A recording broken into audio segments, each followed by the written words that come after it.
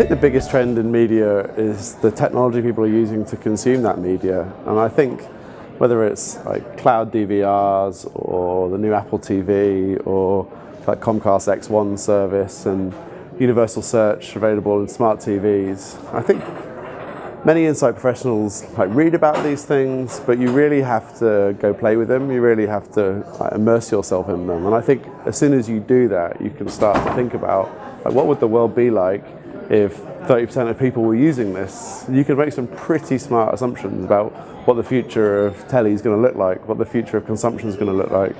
I think we spend a lot of time trying to work out what consumption looks like today and reconciling different data sources, but we could easily make some really smart assumptions about what consumption is going to look like tomorrow if we immerse ourselves in those technologies.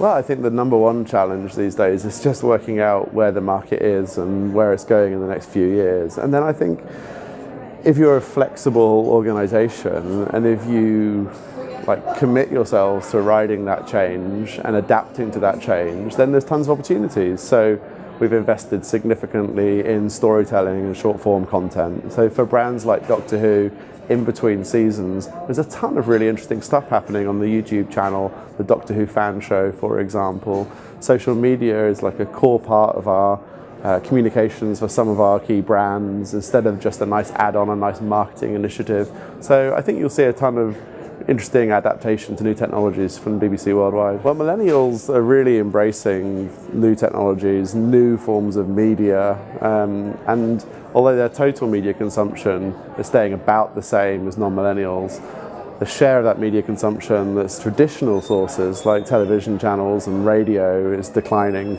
quite significantly, and in the last few years, so quite quickly. That's putting a lot of pressure on the existing routes to market. And it means that we've got to really think about what are TV channels for a millennial? What role does it play in their life? It still plays a really important role, but it's different than it used to be. And then I think on the flip side, all these new media that they're consuming is an immense opportunity for us. How do we take the stories that we've traditionally told through long form content and that we continue to tell through long form content at their core?